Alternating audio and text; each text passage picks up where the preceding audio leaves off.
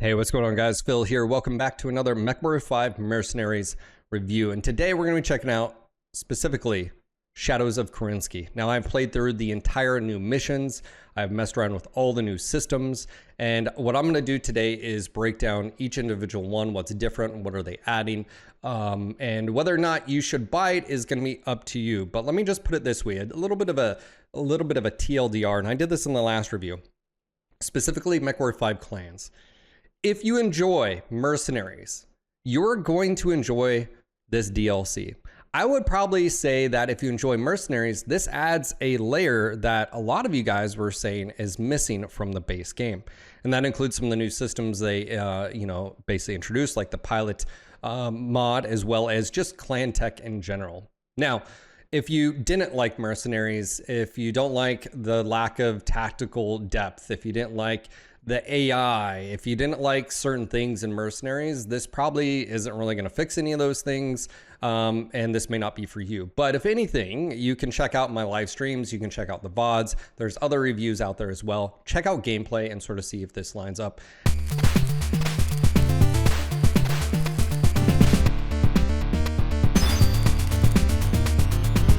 And then if you do decide on buying it, I do have a referral link in chat. Again, I don't feel comfortable telling you whether you should or shouldn't buy it. Like, should you buy?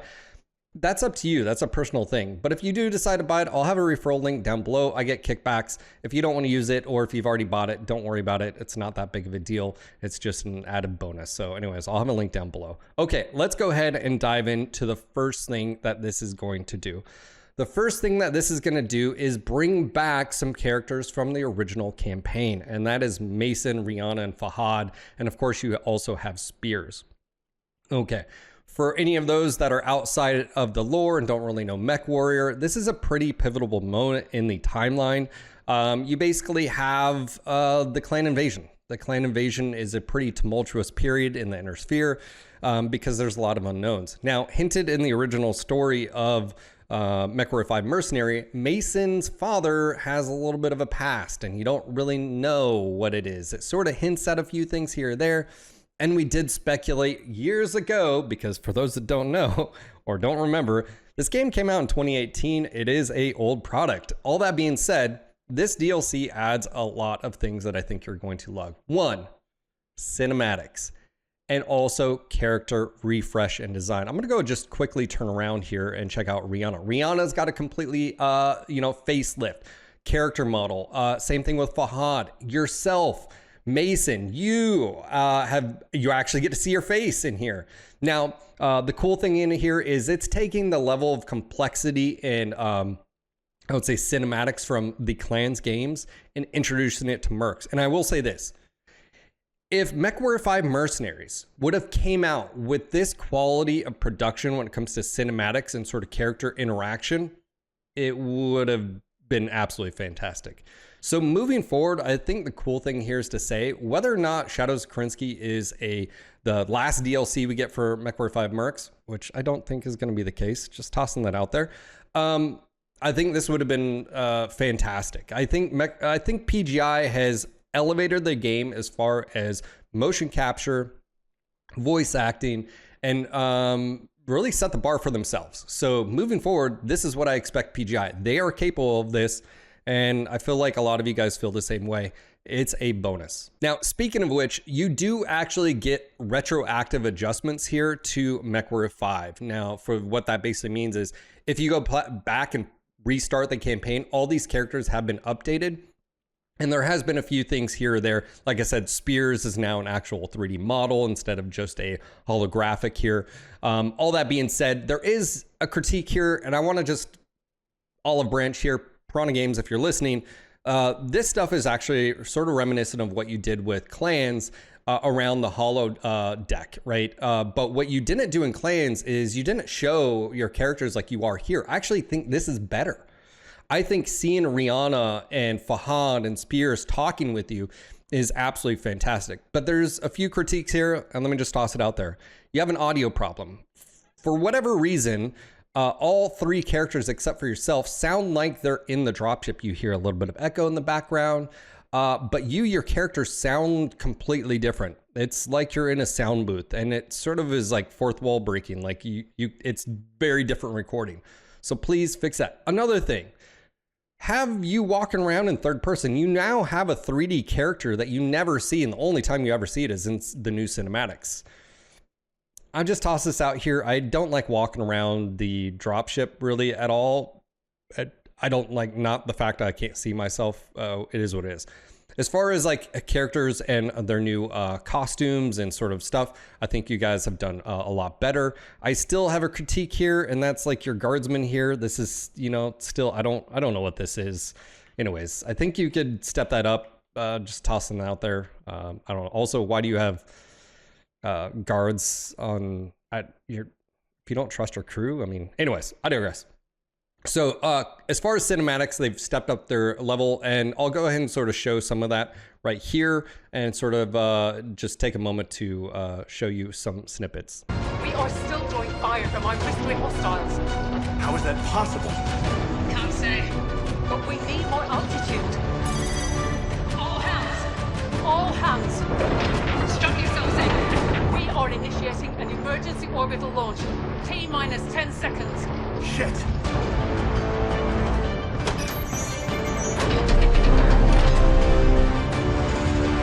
Three, two, one, launch!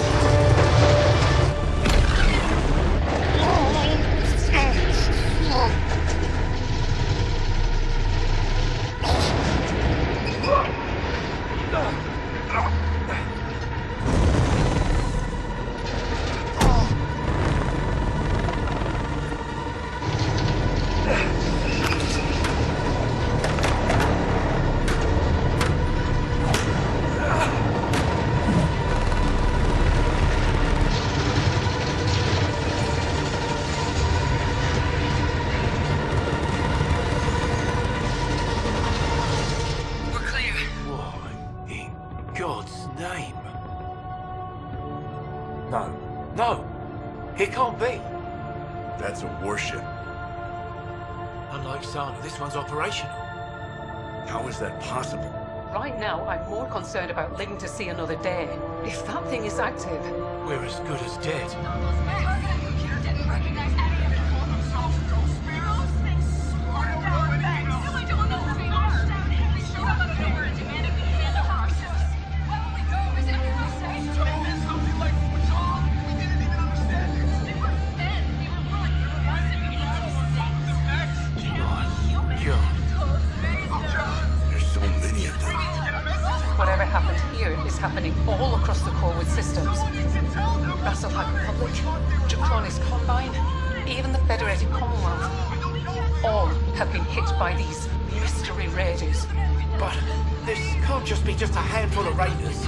Okay, so as you can see here, the cinematics are now on quality with Mechwarrior 5 clans.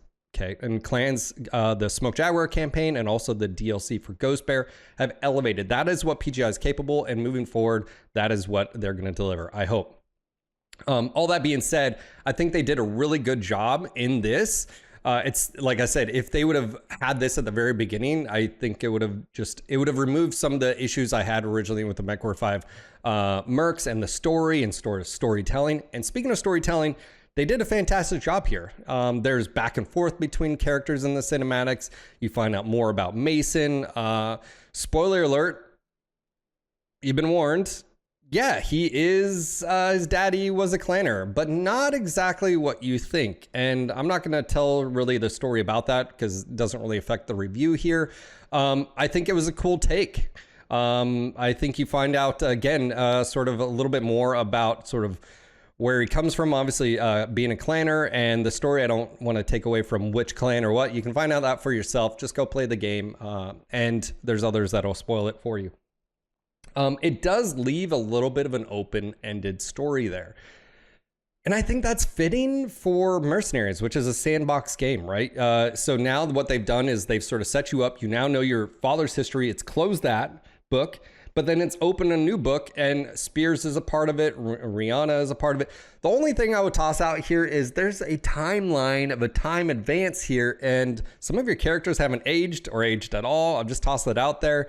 There is that. So, you know, if PGI, if you're going to do another one, consider maybe aging your characters just a little bit so that, you know, anyways, illusion, disbelief, all that fun stuff.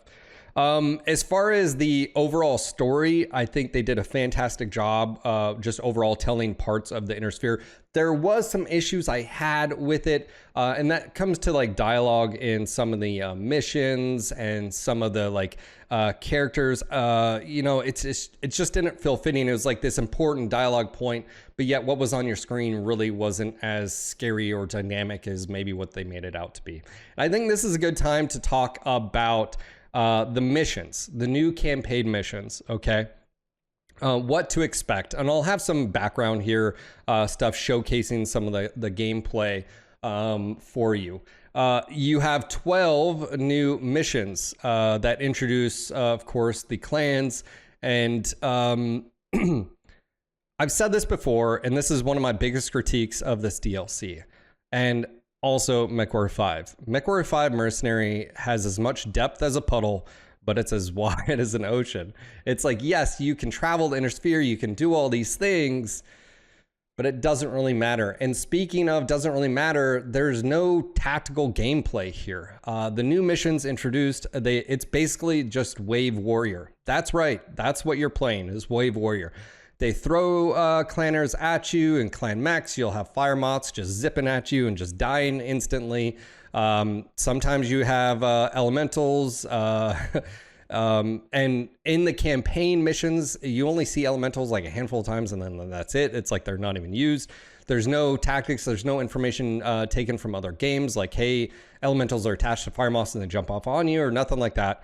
It's literally Wave Warrior. A lot of the missions are linear in the sense of they drop you in like a ravine and you have to just go forward. There's no depth to it. It's literally come around the corner, blast them, come around the corner, blast them, or they blast you, because let me tell you, clan mechs hit harder, and that is a power dynamic that does feel very apparent right off the bat. Clan mechs are OP. Clan tech is OP. And I think that's good. I think that's fine. You start salvaging clan mechs and clan tech right away.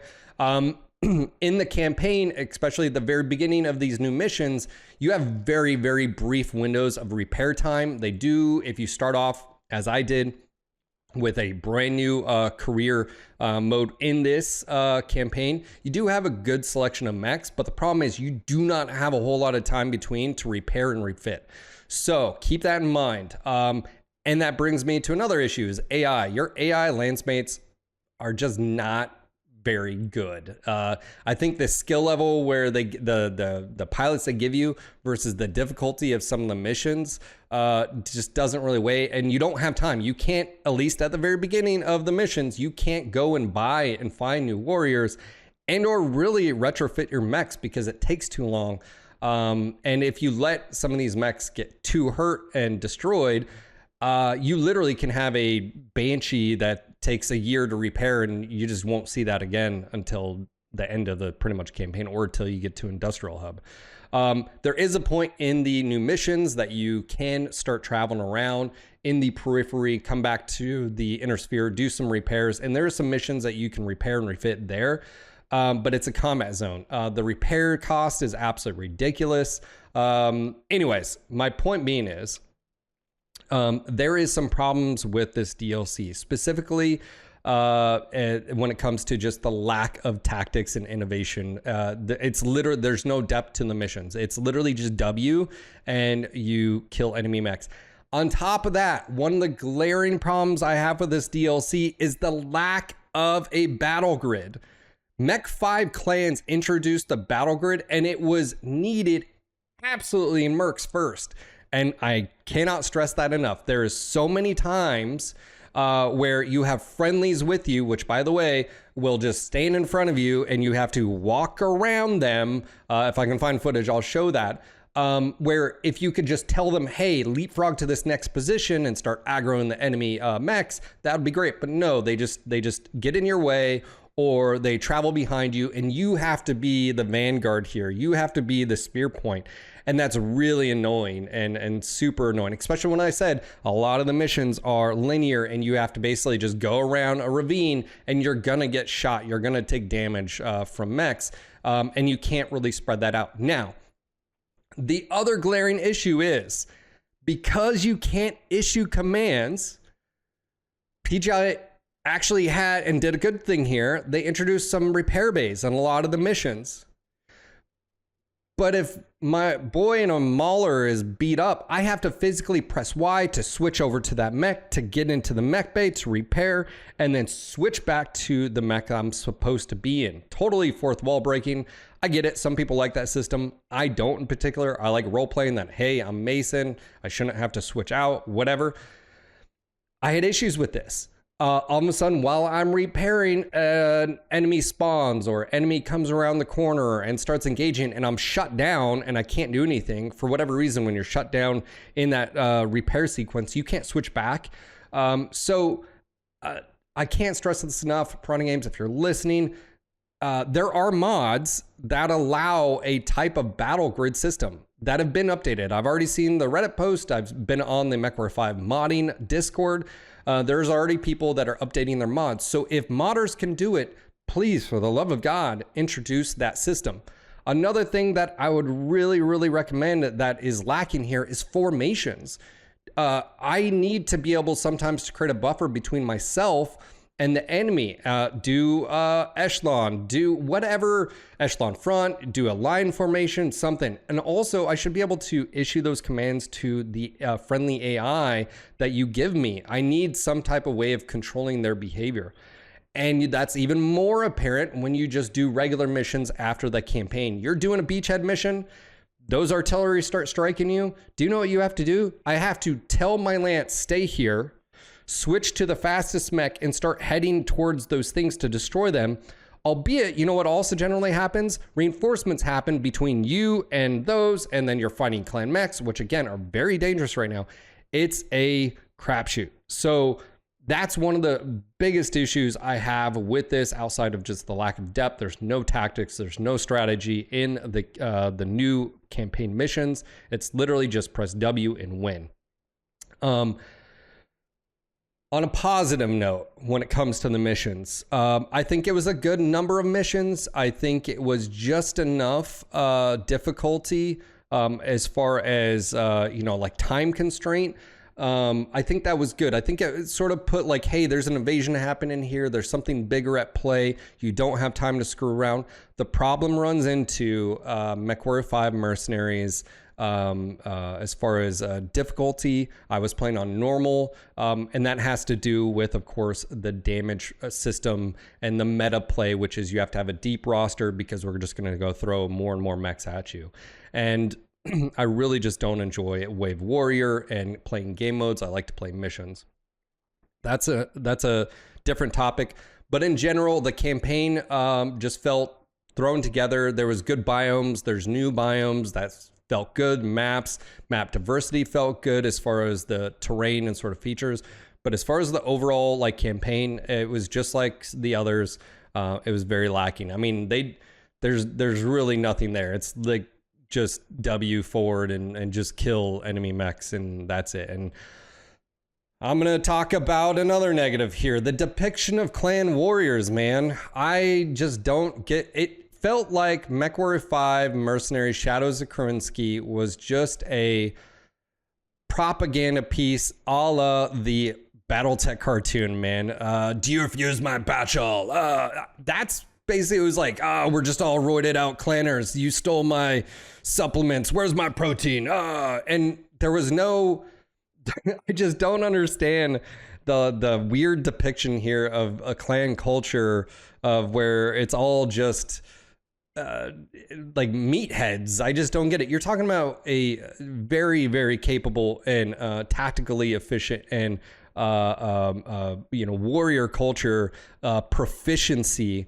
And yes, they may be bound by their internal stuff, this and that, but they're calculated. And I just never really found that was the case in this. Just like how some of the stuff in clans I just felt something's off. Whoever, I don't know if that's Chris behind the scenes, I don't know who it is, this weird prerogative of making clans just like these dumb idiots that just, you know, I just don't get it. So that's one thing. I don't think they represented clan culture. There is 16 new mechs. That's cool. You get to see the direwolf all the way down to the firemoth. The firemoth to me is, I don't know what's going on with the AI, but they pretty much just run at you and just die. You know, I will say some of the most terrifying mechs are like the Kit Fox, or Uller, and of course the Adder, which is the, you know, like Puma, all these, some of the Lerm boats, man, some of those mechs can be really dangerous. ERPPCs are absolutely terrifying on the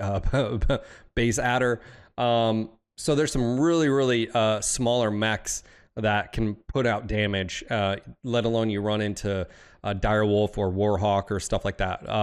But anyways, as far as the overall mechs introduced, you've got all the classics. Now, they have done something a little bit different. I'm going to go and pop over to my mech lab here, and I'll sort of showcase what they did with the Omnipod system. In the storyline and campaign, you start salvaging clan mechs here. And Fahad and pretty much all Innersphere technicians, Aztecs as they're called, don't know how to use it. So what did Piranha Games do? Well, Piranha Games, in my opinion, did actually something really intelligent. And I'm going to go and sort of showcase what they did. I'm going to take the Timberwolf S here. I'm going to drag it over. And we're going to take a quick look at the loadout here. The first thing you're going to notice here is Omnipod slots. Every variant has a different Omnipod slot. So this is the S, where you see 2 mediums and then the regular, you know, stuff that you're used to. But if we go to the A, you're going to notice here that we have 1 large and a different set of Omnipods. Also, there's no engine heat sinks. Those have been removed. If you have the S variant for jump jets, that isn't hard locked. You don't have to have those. Now, you can't put anything else in those slots, but they're not hard locked. This is actually a really good thing in mechs like the Summoner that have always been sort of hosed because of the lack of tonnage. Here you can see all 3 large Omnipods can be used. And now large Omnipods. What is large Omnipods? Well, it can hold a medium, of course. It can hold a large AC-20, a burst fire AC-20. You can do a lot of things here. And the cool thing, because the engine heat sinks and the jump jets aren't hard locked into it, it actually gives it some freedom of tonnage here. Now, the first thing I'm going to point out here is, just like I pointed out in Mechwarrior 5 clans, this is Mechwarrior 4's mech lab right here. And in my opinion, it's actually a really good mech lab. I don't think we need all of this extra stuff. This is, from a design perspective, unnecessary. Now, you could say, well, Phil, how would I add more engine heat sinks? You shouldn't have to. They should just have heat sink button, just like this up and down arrow right here. Just have this for heat sinks. Now, behind the scene, the designers are going to have to do whatever they have to do for like critical locations and stuff like that, for like critical locations. But here's the thing. This is all unnecessary. I don't know who at Piranha Games, if you're listening, please, this is a good system. Just take it further. Get rid of all of this weird extra slots. It's literally unnecessary. You want jump jets? Just have, is this mech capable of jump jets? Yes, no. If so, how many jump jets would you like? Up or down arrow. It takes up tonnage. And behind the scenes, it can take up crits behind the scenes. But as far as front facing, this is a better system than what you currently have. This is unneeded. This view mode is literally not needed. You could have the armor locations here and up and down armor right here. Also, to note, one thing that's missing from this game that they didn't bring over from clans is the ability to actually upgrade your armor. Have that as a you know, of course, if you have a slot like this where you can just up more if you want, but have that as a feature to where I can increase armor if I want to, if you're going to keep this system. Or slot system. Again, you don't need to. You can just have it to where you can increase armor above the stock amount. It takes up tonnage. If I don't want to bring weapons, why can't I? Like, why shouldn't I be able to bring more armor if I want to? So that's my showcase of the Mech Lab. This is what they're doing. They don't have an omnipod system, but what they've basically done is they've recreated, just like they did with clans, they've recreated Mech 4's Mech Lab, and really there's just a bunch of unnecessary stuff. How many times will I have to take ammo and I put it in the legs or whatever, and all you have to do is have a ticker right here, up or down, how much ammo would you like? And it just takes up tonnage. It's just, how many times do people put it in the legs, or especially if you have IS mechs? It's just unnecessary, and you've already created it right here. Also, I'm just gonna toss this out there. It simplifies the UI system for you. Console players, new players coming in here. It's unnecessary to have this details view and all this extra stuff. You know, you can even prioritize behind the scenes when they're adding heat sinks, that it places them in the right locations first and then goes out, or so forth or so on. Doesn't really matter to me. But this is so much nicer to look at, easier to understand. You could probably minimize stuff as well. You can make the mech, again, you can sort of see the mech, which I think is, tossing that out there. And maybe in the future game, like Mech 6, whatever you guys do, you go down this rabbit hole. I think Mech 4's system was a great design leap from the base tabletop rule set. And I think Mechwarrior Online and Mech 5's Mech Lab brought over this unnecessary slot system again that we just don't really need. So anyways, that's my say about the Mech Lab. Let's go ahead and talk about something else. And that has to do with the new pilot system. I actually really like this pilot system. As you can see here, this is a lot of pilots that I already had. They don't have any traits. And you can see here, I have one in training. And if we scroll down here, I have some hero pilots. These hero pilots have unique quirks. Here's Morgan Kerensky. It's got some great backlog here, where he comes from and so forth and so on. But then you can see here, he's got traits like Bulwark. We don't have a list of traits, unfortunately, and that's something that the community will have to piece together, or maybe a PGI will have a wiki or something in game of the things of traits, but it seems to be quite deep here. You have Bulwark, you have Laser Master, Unbreakable here. As you can see, there are hero quirks here. 5% additional armor, basically. Unbreakable recovers a reduced chance from injury and also recovers quicker here. Laser Master gains considerable amount of bonus when using them. Doesn't give details on that one, which is a little weird.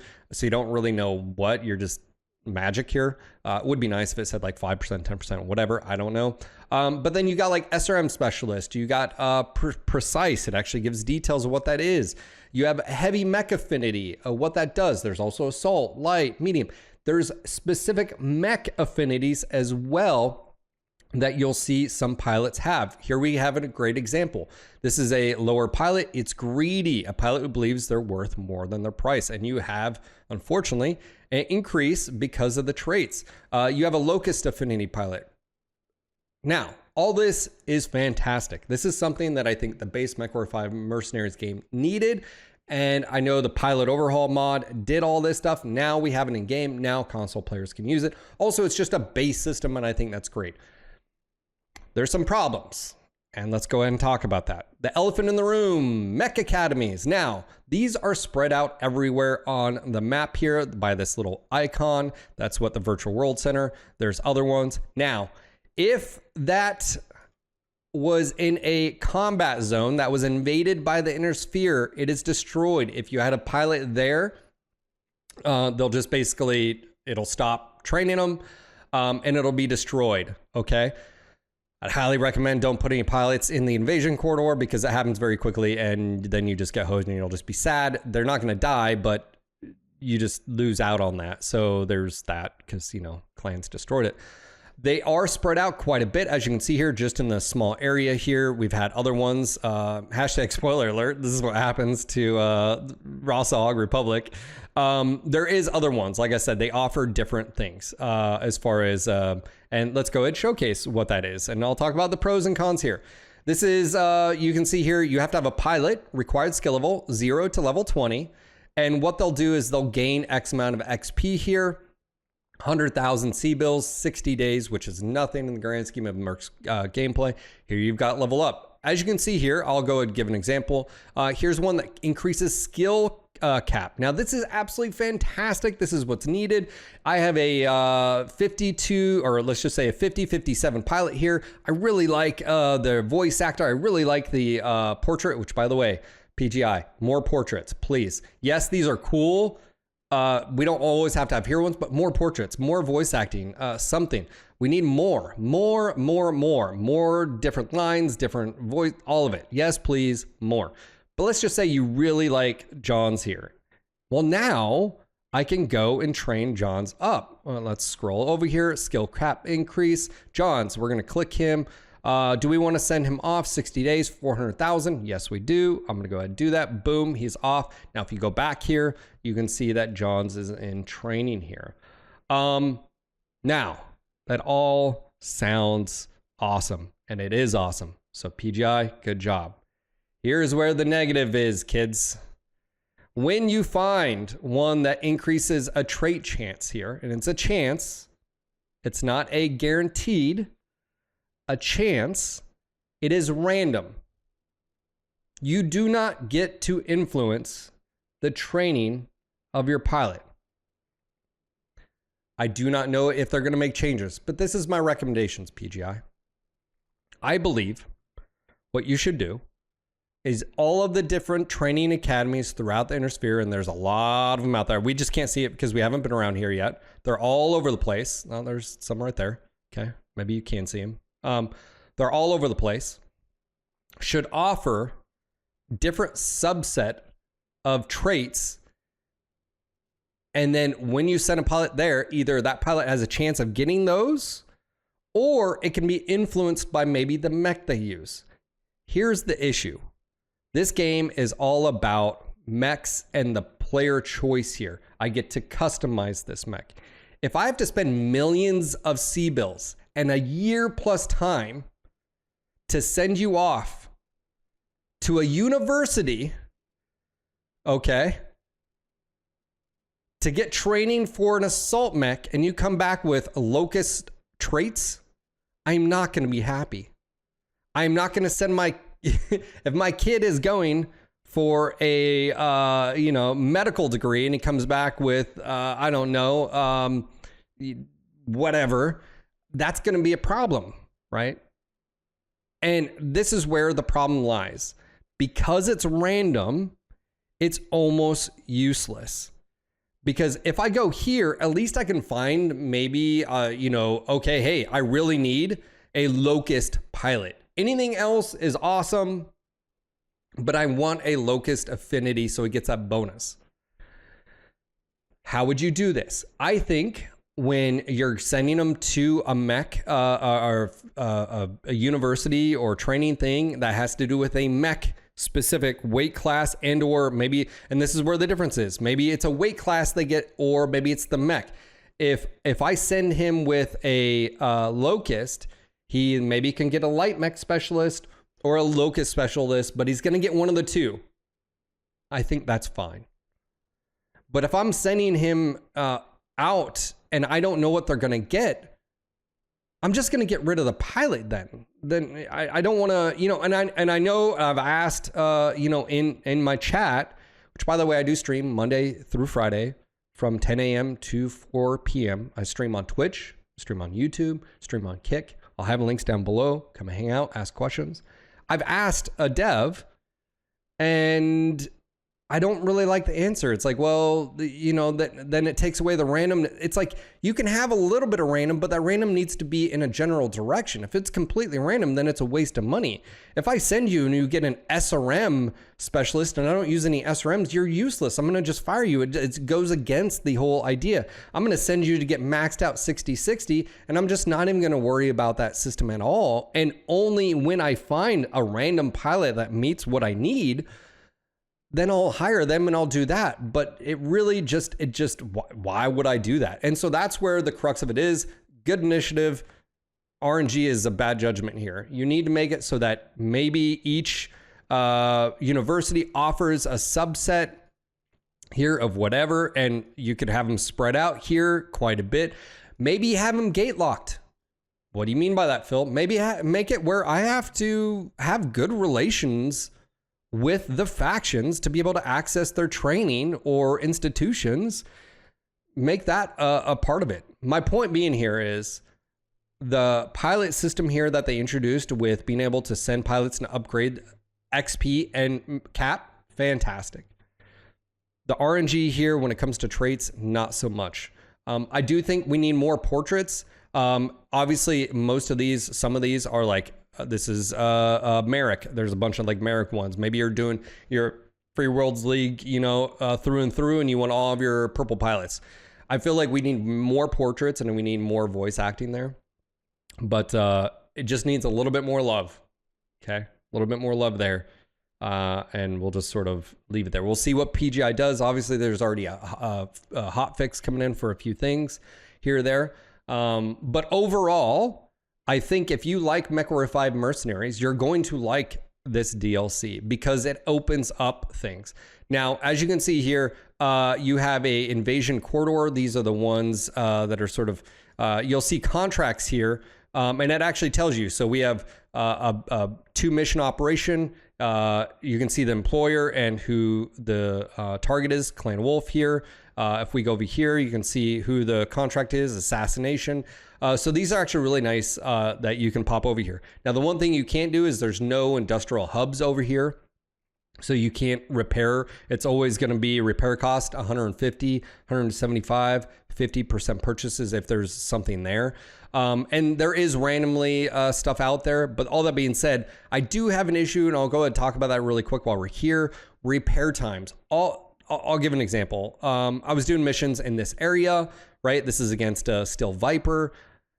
The repair amounts were so absurd. I'm talking about, like, let's say just armor damage, 6 million damage of armor right here on like this planet.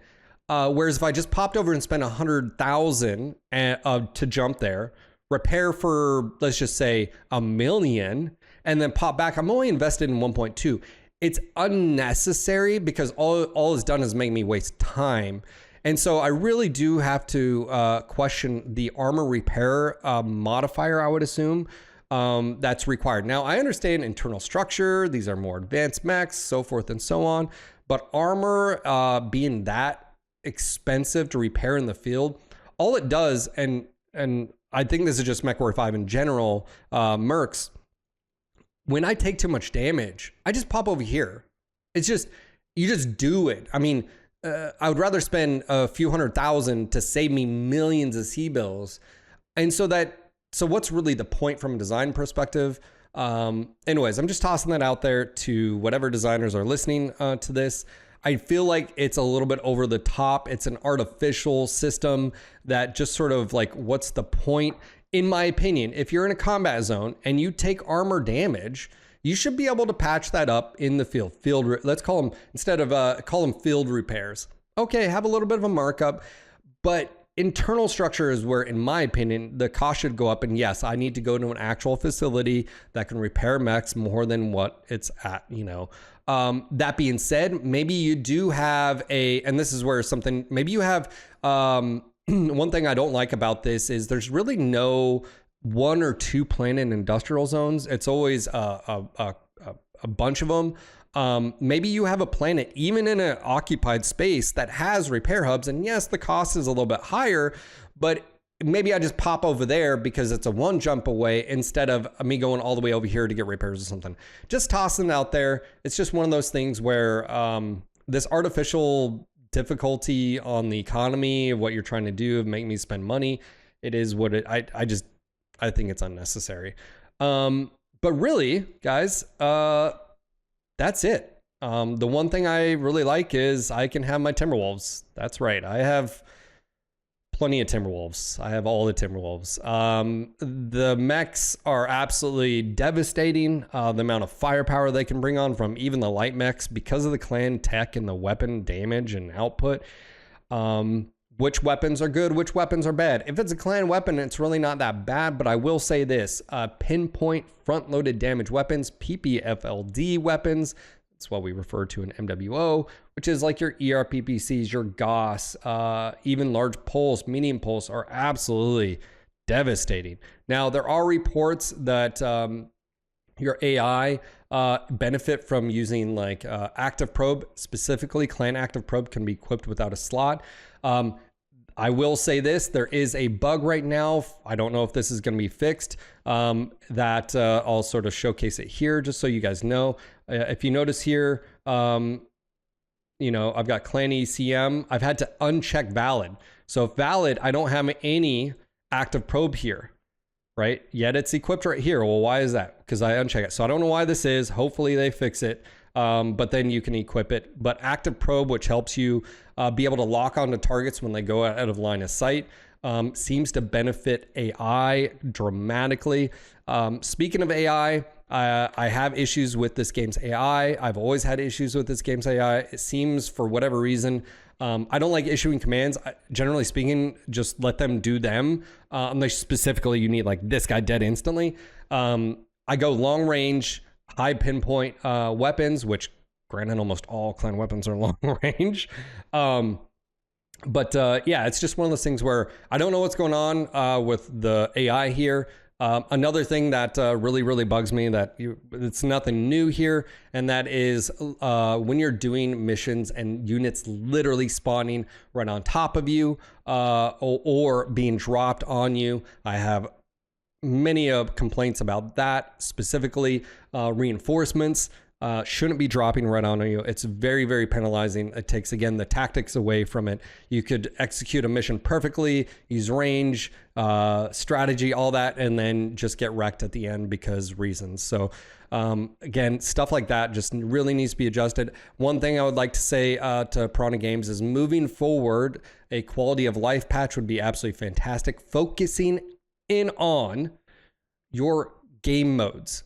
I know we don't get missions, we get game modes. Let's hash up game modes. I've done plenty to talk about those in the past, but there's some really cool things that you guys have as far as mechanics for game modes that can be utilized in other things and other game modes. And I've talked to, again, devs in my Twitch chat about that. Really, I think a like Skunkworks or something DLC or in the future could be really beneficial, because this is a game that I could see myself playing if it just got a little bit more love when it comes to your game modes. Make it so it's not penalizing for just for sake of just lack of game modes being tidied up and cleaned up, and sort of the lack of tactical awareness. I don't know where I'm going to spawn at. I don't know what enemies are there. It sort of makes for an unfun process, difficulty, if you will, for no reason. And again, I'm not going to go into a combat zone without generally knowing what I'm getting into, because I don't know what weapon systems to bring. It doesn't make sense in real life. It doesn't make sense in Battletech. That being said, you may have a mission where you have to go in blind. That is what it is. The risk is high, but you know that. Anyways, as far as my review of Mechwarrior 5 Mercenaries Shadows of Kerensky DLC, I think it is one of their best DLCs that they implemented. And that's saying a lot. I think the other ones added a lot of good systems, but I think the pilot overhaul one was one that was dramatically lacking. But I also feel like this DLC sort of is on the shoulders of the other ones. I think you needed all those other game modes to be there. I think you needed some of the other systems to be there. I think this product is very well rounded. It just needs a little bit more polish. A little bit more polish on the game modes, a little bit of tactics. So there's a little bit of depth to that puddle, okay? And I would be playing this so much. I want to play it with buddies. I want to be able to, but there's those things that just really just grind my gears. So it's right there. I would say with a little bit of TLC, a little bit of love on this product, whether it's in a future DLC or not, on game mode specifically, give some tactics and strength and depth there. This is and could be the best Mechwarrior game to date, in my opinion. It's right there. You know, if you were to put a rating out of like 0 to 10 stars, it's like at a 6, 7, and it could be a 9, 9.5. It just needs a little bit of push. Game modes. It's about gameplay. It's about pulling me in and making me just immersed, and it's not quite there. And what I say with that is just look at all the mods that are out there and which ones, some depth to the mech lab and customization, fixing up UI. Maybe that's another where Skunkworks DLC or something where you already have the Mech4 system. Lean into it. It would improve your new player experience as well, but also just gets rid of just extra stuff that you just don't need. Add depth to the game modes, and I think you have something, especially with the clans. Is this a military target? It should be a military sort of reaction. You have infiltration mechanics. Hey, if I don't destroy that clan mech that is attacking me within X amount of time frame, it sets off an alarm. The entire clan area is going to converge and just destroy me. That makes a lot more sense than just mindlessly waves and going to this and that, and they have no idea. Just make me believe I'm there and make it believable. Anyways, if you guys enjoyed this review, let me know your take on it in the description or comments down below. Did you enjoy this? Are you going to buy this because of this review? Let me know. Or are you just, hey, this isn't for me? As I mentioned, if you did enjoy this review and you are going to be picking up, consider using my link. I'll have it down below. It's only for Steam, by the way. So if you're going to be buying on Epic Game Store, I don't have a code for that, unfortunately. But show some love. You don't have to. It's totally, I get it. But let me know in the comments. Is this something that you're interested in? Is this, do you play modded? Do you agree? Do you disagree with a lot of the stuff I say? But yeah, that's my review of Shadows of Kerensky. I hope to see you guys on my live streams and on the next video. Until next time.